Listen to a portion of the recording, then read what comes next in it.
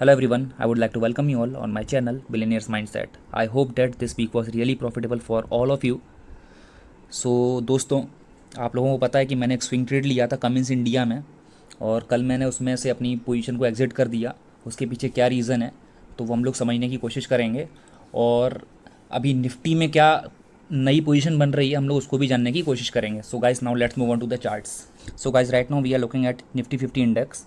तो दोस्तों, Nifty 50 index में हम लोग अभी 30 मिनट के चार्ट पर आए हैं और 30 मिनट्स के चार्ट पर मुझे यहाँ पर एक राइजिंग वेज बनती दिख रही थी और मुझे डर था कि ये ब्रेक होगी डाउन साइड में, और ऐसा हुआ भी।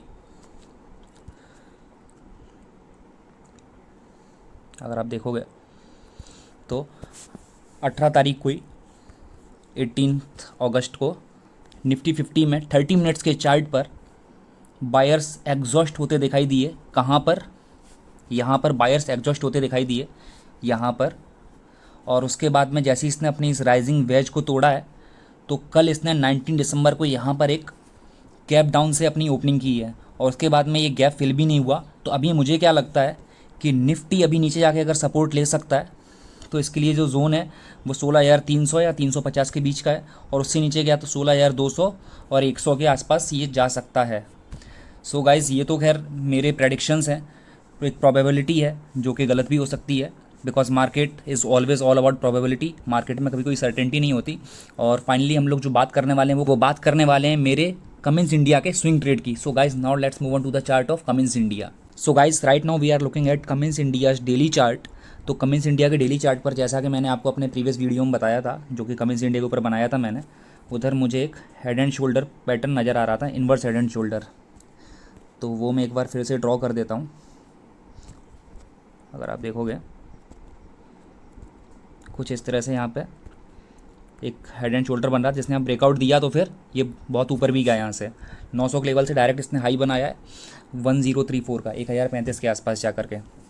अभी फाइनली मैं आता हूँ इसके 30 मिनट्स के चार्ट पर। तो 30 मिनट्स के चार्ट पर भी ये अच्छा खासा ऊपर जा रहा था, जैसा कि आप लोग देख सकते हो, एक अप ट्रेंड में था ये। लेकिन जिस तरह से निफ्टी ने एक राइजिंग वेज को ब्रेक किया है, इसने भी वही किया है। ये देखोगे आप लोग, तो इसने भी यहाँ पर एक राइजिंग वेज को ब्रेक किया है और निफ्टी अभी मुझे वीक लग रहा है, तो फिर उसी के चलते मैंने इस स्टॉक में से अपनी पोजीशन को एग्जिट किया। अब इसमें एग्जिट करने के पीछे और भी रीज़न थे, मैं वो आपके साथ में डिस्कस करूँगा अभी। अगर आप यहाँ पर देखोगे तो ये स्टॉक यहाँ पर अच्छा खासा कंसोलिडेट हो रहा था 30 मिनट्स के चार्ट पर। कहाँ पर? इस वाले एरिया में अच्छा खासा कंसोलिडेट हो रहा था। यहाँ पे मैंने एक चीज़ नोटिस की थी और वो थी ये, इसके लिए रेजिस्टेंस बना हुआ था 30 मिनट्स के चार्ट पर, और जो मैंने अपना स्टॉप लॉस रखा था वो अराउंड जो ये ग्रीन वाली कैंडल है ना, इसके नीचे रखा था। कौन सी वाली कैंडल? ये ग्रीन वाली कैंडल के नीचे, क्योंकि ये इस वाली कैंडल में वॉल्यूम भी अच्छा था और बड़ी कैंडल थी ये, तो मैंने अपना स्टॉप लॉस इस कैंडल के नीचे रखा था। तो कल जैसे ही यहाँ पर इस कैंडल को ब्रेक किया है इस रेड कैंडल ने, ये वाली रेड कैंडल ने यहाँ पर वॉल्यूम के साथ में, इतनी बड़ी कैंडल है तो इसमें वॉल्यूम भी अच्छा था, तो फिर ये स्टॉक एकदम नीचे लुढ़का है। अगर आप देख रहे होगे तो ये नीचे आया है यहाँ पे। ठीक है, तो ये तो पहला रीज़न हो गया इस स्टॉक में से अपनी पोजीशन को एग्जिट करने का। दूसरा रीज़न क्या है वो मैं आपको 1 आवर चार्ट पर दिखाता हूँ। अगर आप 1 आवर चार्ट पर देखोगे तो फिर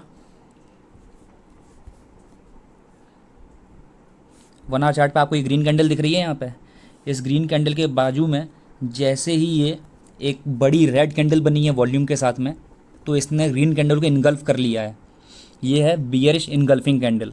तो जैसे इसने इसको इनगल्फ किया, मुझे पूरा श्योर हो गया कि किस स्टॉक में बिकवाली आने ही वाली है। और जो तीसरा रीज़न है वो ये है, अगर आप यहाँ पर ये चीज़ को नोटिस करोगे, EMAs। वैसे EMAs को मैं तभी यूज़ करता हूँ जब कोई स्टॉक अपने हायर हाइज बनाता रहता है और अगर EMAs वहाँ पर कहीं पे भी बियरिश क्रॉस ओवर दे देते हैं 1 आवर या 30 मिनट्स के चार्ट पर, तो फिर मैं एक बार कंसीडर करता हूँ कि मुझे यहाँ से पोजीशन अपनी एग्जिट कर देनी चाहिए। अगर आप देखोगे मैंने कल यहाँ पर 5 पीरियड का, 9 पीरियड का और 15 पीरियड का EMA यूज़ किया है। अगर आप देखोगे तो जो ग्रीन वाली लाइन है वो है 5 पीरियड की, और जो पिंक वाली लाइन है वो है 9 पीरियड की, और जो येलो वाली लाइन है वो है 15 पीरियड की। तो जैसे ही ग्रीन वाली लाइन ने अगर आप यहाँ पे नोटिस करोगे तो जैसे ही ग्रीन वाली लाइन ने पिंक वाली लाइन को और येलो लाइन को यहाँ से ब्रेक किया है, नीचे बियरिश क्रॉस ओवर दिया है, तो तभी मुझे ट्रिगर हो गया था कि ये स्टॉक बियरिश जा सकता है। लेकिन मैं तभी वेट कर रहा था, क्योंकि जैसे ही यहाँ पर ब्रेकआउट जब पिंक वाली लाइन ने येलो वाली लाइन को कर दिया ब्रेक डाउन, तब मुझे पूरा श्योर हो गया है कि ये स्टॉक भी बियरिश हो चुका है। तब तक मैं वेट कर रहा था कि पिंक वाली लाइन एटलीस्ट येलो वाली लाइन को जब तक ब्रेक नहीं करती मैं इसमें से एग्जिट नहीं करूँगा, क्योंकि पिंक वाली लाइन ने येलो वाली लाइन को जब काटा है, उसको क्रॉस ओवर दिया है बियरिश क्रॉस ओवर, तब मुझे पूरा श्योर हो गया कि अब मेरे पास में 3 रीज़न है इस ट्रेड से एग्जिट करने के।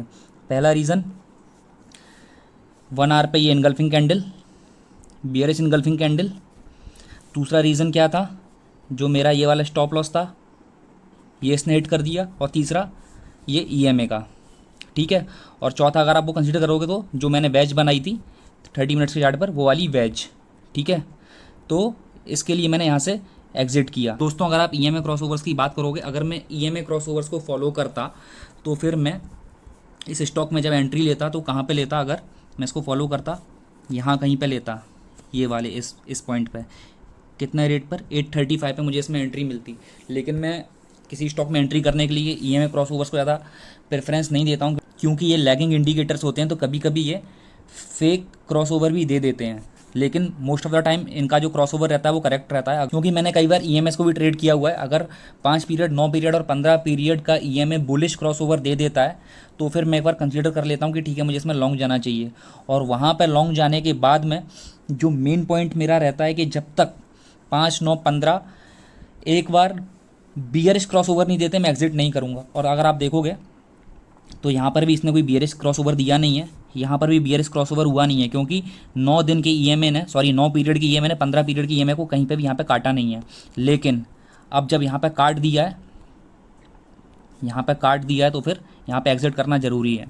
तो अभी मैं इस स्टॉक में एंट्री कब करूँगा, मे भी हो सकता है कि इस स्टॉक ने यहाँ पर सपोर्ट लिया हो, लेकिन मेरे पास में 4 रीज़न थे यहाँ से एग्जिट करने के, तो फिर मुझे एग्जिट करना पड़ा, ठीक है। तो मैं इसमें री एंट्री कब करूँगा, री एंट्री या तो मैं करूँगा अगर ये वाला स्टॉक एक बड़ी सी इनगल्फिंग कैंडल बना दे यहाँ पर ऐसी कोई बुलिश, या तो फिर ये वाला स्टॉक अपने इस वाले लेवल को तोड़ के ऊपर जाए। मार्केट हर वीक ओपन होता है, ऐसा नहीं है कि अगर आज अपॉर्चुनिटी मुझे नहीं मिली तो मैं आज ट्रेड करूँ ही करूँ। मैं कल भी ट्रेड कर सकता हूँ, एनालिसिस कर सकता हूँ बैठ करके आज रात को, तभी हम लोग मार्केट में सक्सेसफुल ट्रेडर बन सकते हैं। तो दोस्तों रही बात प्रूफ की, तो मैं भी आपको प्रूफ दिखा देता हूँ जो मैंने कल स्क्रीनशॉट लिए थे अपने ट्रेड के। तो दोस्तों अगर आप देखोगे तो फिर ये स्क्रीनशॉट है मेरे सेल ट्रेड का, जहाँ पर कल मैंने कमेंस इंडिया में अपना प्रॉफिट बुक किया है। सो अगर आप नोटिस करोगे यहाँ पर, तो मैंने जो अपनी एवरेज बाइंग प्राइस है मेरी वो थी 908 रुपये, और जो मेरा रियलाइज प्रॉफिट हुआ है वो अराउंड हुआ है 20,500 के आसपास। और जो कल मैंने क्वांटिटी सेल की है वो की है मैंने माइनस, अगर आप देख रहे हो तो फिर माइनस का मतलब है सेल की है -221। और जो मैंने किस प्राइस पे सेल किया है, मैंने सेल किया है 1001 पर। और फिर 1001 पर सेल करने के बाद में इस स्टॉक ने लो बनाया है वो 986 का बनाया है, और कल क्लोजिंग दी है 992 के ऊपर। अभी आप लोग बोलोगे कि इतना छोटा प्रॉफिट, तो मैं आप लोगों से कहना चाहूँगा कि मेरे पोर्टफोलियो में हमेशा 4 या 5 स्टॉक्स रहते हैं, 5 या 6, और मैं जो अपना कैपिटल एलोकेशन करता हूँ वो पूरी एनालिसिस के बाद में ही करता हूँ। और इसमें मैं काफ़ी ज़्यादा खुश हूँ, क्योंकि 2 हफ्ते में मुझे अराउंड 10% मिल रहा है, क्योंकि मैंने इंट्राडे ट्रेडिंग भी की हुई है। इंट्राडे ट्रेडिंग में कभी मुझे प्रॉफिट हो रहा है 15,000 का, 20,000 का, तो कभी लॉस हो रहा है 30,000 का, 20,000 का, 25,000 का, तो वो एट द एंड सब बैलेंस आउट हो जाता है। और मैं इंट्राडे ट्रेडर हूँ भी नहीं, क्योंकि ये मैंने रियलाइज़ कर लिया था, जैसा कि मेरा इमोशंस पे कंट्रोल नहीं रहता है इंट्राडे ट्रेडिंग में, मुझे उतना सोचने का टाइम चाहिए जो कि मुझे पोजिशनल ट्रेडिंग में ही मिलता है, स्विंग ट्रेडिंग में ही मुझे सोचने का टाइम मिलता है। और जहाँ पर भले प्रॉफिट थोड़ा कम हो रहा है, मंथली 5 to 10% ही आ रहा है, कभी थोड़ा ज़्यादा भी आ जाता है, कभी थोड़ा कम भी आ जाता है, but I am happy guys, क्योंकि जो बैंक का FD रेट है वो 1 साल का 5 या 6% है, और उतना अगर मुझे महीने में अचीव हो रहा है देन आई एम हैप्पी। आप लोगों के जो भी सजेशंस हैं आप लोग कमेंट सेक्शन में ड्रॉप कर सकते हैं। अगर आपको किसी वीडियो में कुछ समझ में नहीं आ रहा है, अगर आपको लग रहा है कि मैं कुछ गलत बता रहा हूँ, तो प्लीज़ आप मुझे करेक्ट कीजिए। आप लोग कमेंट सेक्शन में अपने कमेंट्स ड्रॉप कर सकते हैं। अगर आप लोगों को हमारा कंटेंट पसंद आ रहा है तो फिर आप प्लीज़ इस चैनल को सपोर्ट कीजिए। अभी इस चैनल को आपके सपोर्ट की बहुत ज़्यादा ज़रूरत है, so please subscribe to our channel, इस चैनल को सब्सक्राइब कीजिए। एंड फॉर टाइम बिंग आप लोग हिंदुस्तान यूनिलीवर को स्टडी कर सकते हो। तो दोस्तों ये वीडियो मैं यहीं पर वाइंड अप करना चाहूँगा। Thanks for watching the video guys, see you in next video. Meanwhile take care, be happy and enjoy weekend. See you.